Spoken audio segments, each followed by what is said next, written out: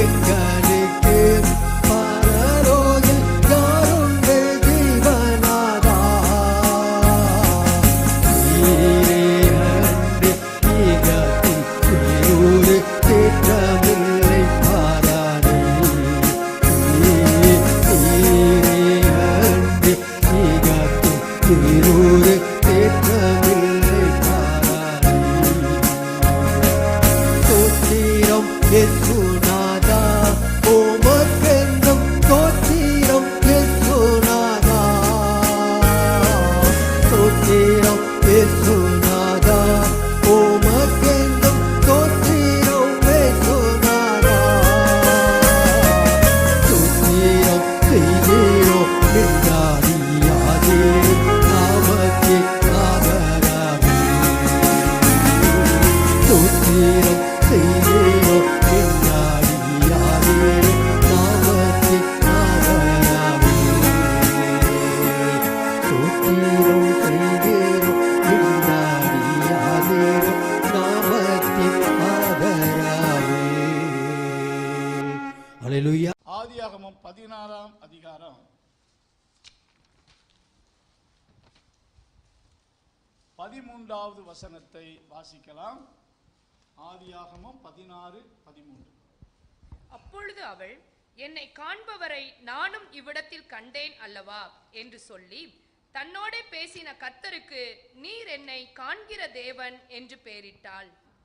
நீர் என்னை காண்கிற தேவன் என்று அவள் பெயரிட்டாள்.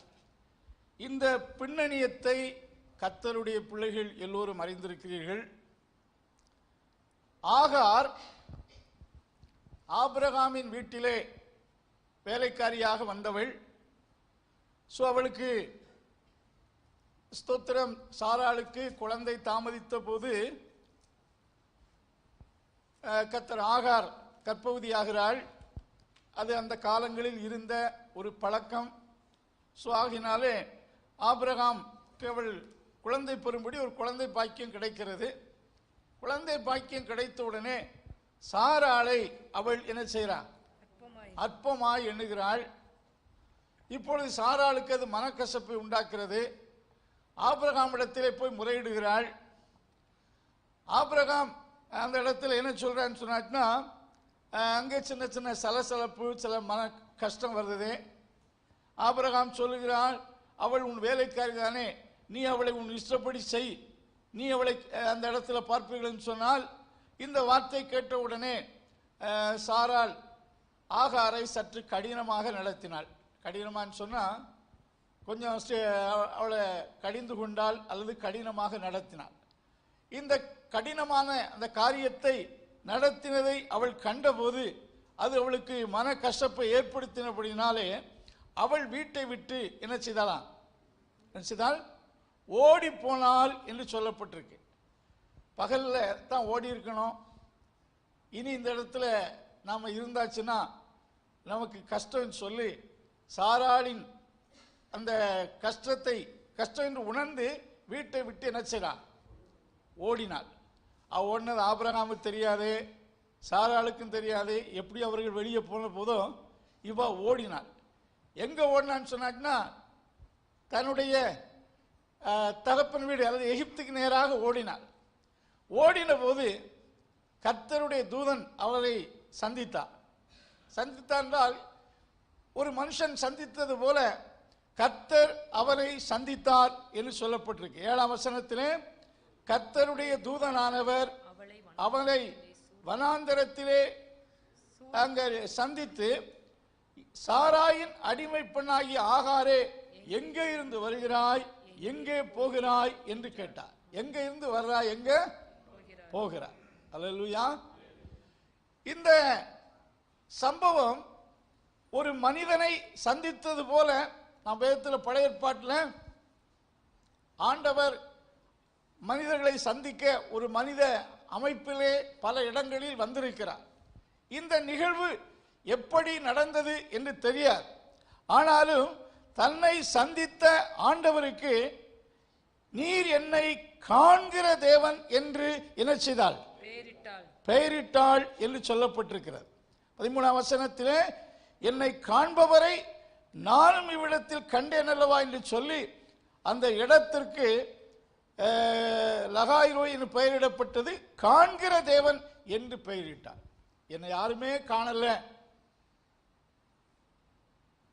ஆபிரகாமும் சாராளும் பார்க்கக்கூடாத நிலையில் ஓடி வந்து விட்டேன் என்று அவள் வனாந்தரத்தில் வந்தபோது கர்த்தர் அவளை சந்தித்து பேசின போது தன்னை காண்கிற தேவன் என்று அவருக்கு பெயரிட்டாள் என்று சொல்லப்பட்டது. காண்கிறவர் என்றால் ஸ்தோத்திரம், அதாவது எகிப்தியர்களை குறித்து சொல்லும்போது அவர்கள் ஒரு தேவனுக்கு ஒரு பெயரிடுகிறார் என்றால் அந்த பெயருக்கேற்ற கிரியைகளை வெளிப்படுத்தக்கூடிய அர்த்தத்தில் அந்த காரியம் செய்யப்படுகிறது. ஸோ காண்கிற தேவன் என்று பெயரிட்டார். அல்லேலூயா. நம்முடைய ஆண்டவருக்கு பல பெயர் கொடுக்கப்பட்டிருக்கிறது. அவர் பல இடத்திலே தன்னுடைய பெயரை நான் சர்வ வல்லமுள்ள தேவன், உன்னுடைய நாமம் அதிசயமானவர், இப்படி பல பெயர் அவரே இன்ட்ரோடியூஸ் பண்ணுகிறார். சில தேவ பிள்ளைகள் அவருக்கு என்னை காண்கிற தேவன், ஜெபத்தை கேட்கிற தேவன் என்று பெயரிட்டிருக்கிறார்கள். இந்த இடத்திலே ஆகார் அவருக்கு கொடுத்த பெயர் என்னை காண்கிற தேவன் என்று சொல்வதை பார்க்கிறோம். நம்முடைய தேவன் நம்மை காண்கிறவர். இவ யாருமே என்னை பார்க்கவில்லை என்று எண்ணின போது கர்த்தர் அவளோடு பேசின போது எங்கே இருந்து வருகிறாய், எங்கே போகிறாய் என்று கேட்டபோது என்னை காண்கிற தேவன் என்று பெயரிட்டாள் என்று சொல்லப்பட்டிருக்கு. 115ஆம் அதிகாரத்திலே புறஜாதிகளுடைய தேவனை குறித்த ஒரு கருத்தை தாவீது சொல்லுகிறார். ஸ்தோத்திர, புறஜாதிகள் தாவீதை நோக்கி உன் தேவன் எங்கே, உன்னுடைய தேவன் எங்கே என்று கேட்கிறார்கள். அப்பொழுது தாவீது புறஜாதிகளுடைய தேவனை குறித்து சொல்லும் போது அவைகளுக்கு காதுகள் இருந்தும் கண்கள் இருந்தும் காணாது, அவைகள் மனிதனுடைய கை வேலையாக இருக்கிறது, அவைகள் விக்கிரகங்கள் என்று சொல்லுகிறார். காதுகள் இருக்கும் கேட்காது, கண் இருந்து என்ன செய்யாது. பட் நம்முடைய தேவன் காண்கிற தேவன் என்பதை சொல்லுகிறார். அந்த இடத்திலே நம்முடைய தேவன் பரலோகத்தில் இருக்கிறார், அவர் நம்மை காண்கிற தேவன். கண்களை உண்டாக்கினவர் காணாரோ என்று சொல்வதை பார்க்கிறோம். நாம் நம்முடைய பார்வை, நாம் ஒரு ஒரு இடத்தில் இருக்கக்கூடிய பொருளை ஒரு சின்ன ஒரு டிஸ்டன்ஸ்லாம் பார்க்க முடியும். தெளிவாக ஒரு 10 அடிக்குள்ள இருக்கக்கூடிய ஒரு பொருளை தான் நம்மால பார்க்க முடியும். நம்முடைய பார்வை விட கழுகினுடைய பார்வை 5-6 மடங்கு அதிகமானது என்று சொல்லுகிறார்கள். ஒரு தூரத்தில் எரியக்கூடிய ஒரு விளக்கை ஒரு 2-3 மைலுக்கு அப்பால் இருந்து கூட நம்மால் பார்க்க முடியும். ஒரு கழுகு கேட்கக்கூடாதபடிக்கு அவருடைய செவி மந்தமாகவும், கிரியை செய்யக்கூடாதபடி அவருடைய கரம் குறுகி போகவும் இல்லை. அந்த வசனத்திலே பார்க்க கூடாதபடி அவருடைய கண்கள் என்ன செய்யல, இருள, அது எழுதப்படல, உண்மைதான். கை குறுகவில்லை, காது மந்தமாகவில்லை, அப்ப கண்ணு என்ன செய்யல, இருளடையவில்லை. His eyes also are not dimmed that it cannot see. பார்க்க கூடாதபடி அவருடைய கண்கள் என்ன செய்யல, மந்தமாகவில்லை. ஆண்டவர் இருக்கிறவராகவே இருக்கிறார். இப்ப நாம யங் ஸ்டேஜில் நல்ல பார்வை இருக்கலாம், வர வர பார்வை என்ன செய்யலாம், மங்கள் அடையலாம். பட் தேவன் பார்க்கத்தக்கவர். கர்த்தருக்கு ஸ்தோத்திரம். அருமையான தேவனுடைய பிள்ளைகளே, இன்றைக்கு ஆண்டவர் பார்க்கின்ற காட் சைட் என்று சொல்லக்கூடிய ஒரு 5 வார்த்தையை உங்களை என்கரேஜ் பண்ணும்படி சொல்ல விரும்புகிறேன். ஆதியாகம புஸ்தகம் 31ஆம் அதிகாரம்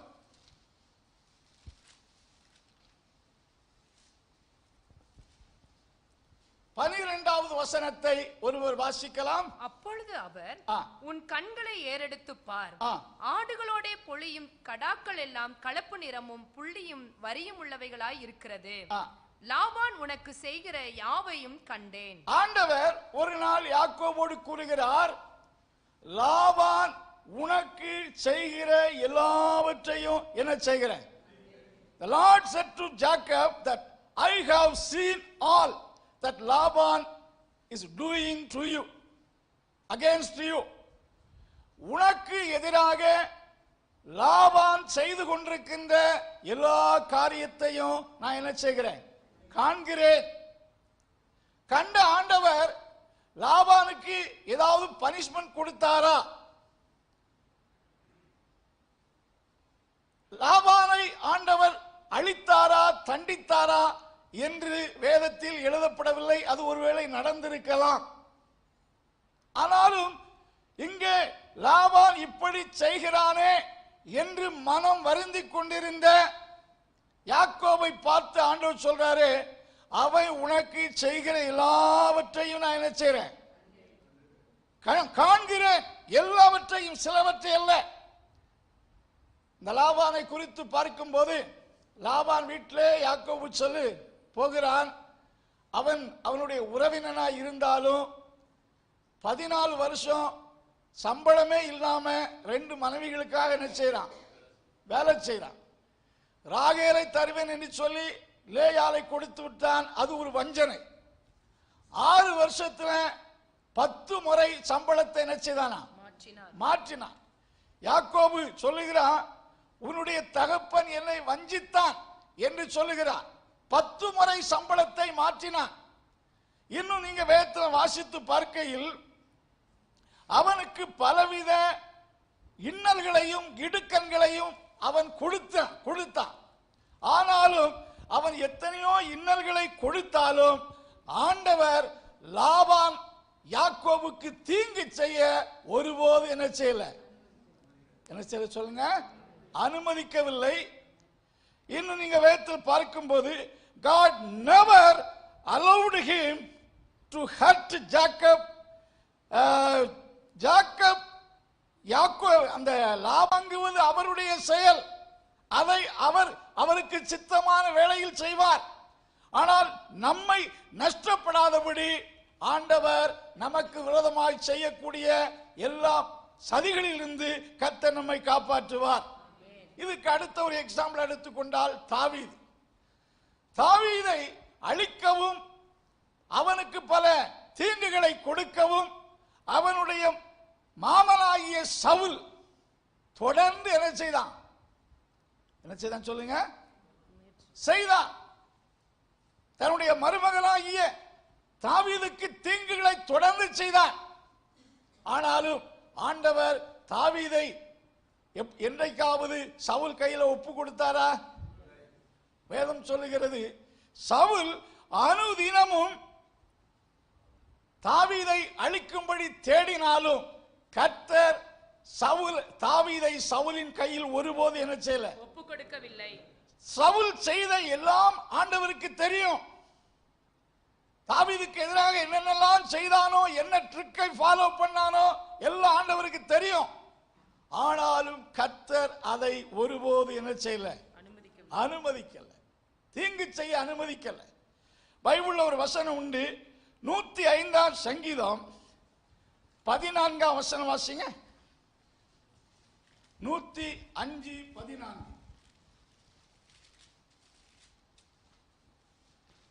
அவர்களை ஒடுக்கும்படி ஒருவருக்கும் இடம் கொடாமல், அவர்கள் நிமித்தம் ராஜாக்களை கடிந்து கொண்டு. ஆண்டவர் இஸ்ரவேல் மக்கள், இது ஆபிரகாம் மற்றும் ஆரம்ப காலங்களிலே அவர்கள் அந்நியர்களுடைய தேசத்தில் குடியிருந்தார்கள். கொஞ்சம் மக்களாயிருந்தார்கள். தங்கள் தேசத்தில், அந்நியர்களுடைய தேசத்தில் பரதேசிகளைப் போல் இருந்தார்கள். பட் உண்மையா இருந்தார்கள். அந்த நாட்களிலே கர்த்தர் அவர்களை ஒடுக்க ஒருவருக்கும் இடம் கொடாமல் ராஜாக்களை, அவர்களுக்கு விரோதமாய் எழும்பி வந்த ராஜாக்களை கடிந்து கொண்டார் என்று சொல்லப்பட்டிருக்கிறது. அல்லேலூயா. ஆண்டவர் நமக்கு விரோதமாய் யார் என்ன செய்த கிரியைகளை செய்தாலும் பார்க்கிறவர். அந்த கிரியைகள் நமக்கு எதிராக வாய்க்காதபடி செய்வார். வேதம் சொல்லி, உனக்கு விரோதமாய் எழும்பு ஆயுதங்கள் அது தேவனுடைய செயல். நமக்கு விரோதமாய் யார் என்ன செய்வதை குறித்து கலங்க வேண்டாம். கர்த்தரை காண்கிற ஆண்டவர் ஸ்தோத்திரத்தை வாய்க்காதபடி போகும்படி செய்வார். அவர்கள் சதிகளாயிருக்கலாம். வேதத்தில் பார்க்கிறோம், தானியேலுக்கு எதிராக சதிகள் செய்தார்கள். ஆண்டவர் அந்த சதிகளை முறியடித்தார். அல்லேலூயா, ஸ்தோத்திரம். இன்னொரு அற்புதமான வார்த்தை எழுதப்பட்டிருக்கிறது. ஆதியாகமம் 20ஆம் அதிகாரம் 3ஆம் வசனத்திலே அபிமெலேக்கு சாராள் மேல் ஆசைப்பட்டு அவளை தன் வீட்டுக்கு எடுத்து செல்லுகிறார். ஸ்தோத்திரம். அப்பொழுது ஆண்டவர் அவனுக்கு மாலை நேரத்திலே ஒரு தூக்கத்தை கட்டளையிட்டார். அந்த தூக்கத்திலே ஆண்டவரே வந்து சொப்பனத்தில் எச்சரித்து அவளை தொடும்படிக்கு அவன் அவளுக்கு இடம் கொடுக்கவில்லை என்று எழுதப்பட்டிருக்கிறது. அல்லேலூயா. அபிமெலேக்கு சாராளை தன் எடுத்துக்கொண்டான். அவள் அழகுள்ள பெண் என்று எண்ணி எடுத்துக்கொண்டான். இரவு நேரத்துக்கு முன்பாக அவனுக்குள்ள ஒரு தூக்கம் உண்டாகிறது. தூங்குகிறார். தூக்கத்திலே சொப்பனத்தில் ஆண்டவர் வந்து, அவள் வேறொருடைய மனைவி, அவளை தொடுவாய் என்றால் நீ செத்தாய். அவளை தொடுவதற்கு ஆண்டவர் அவளுக்கு என்ன செய்யல, இடம் கொடுக்கவில்லை என்று எழுதப்பட்டிருக்கிறது. அல்லேலூயா, அல்லேலூயா.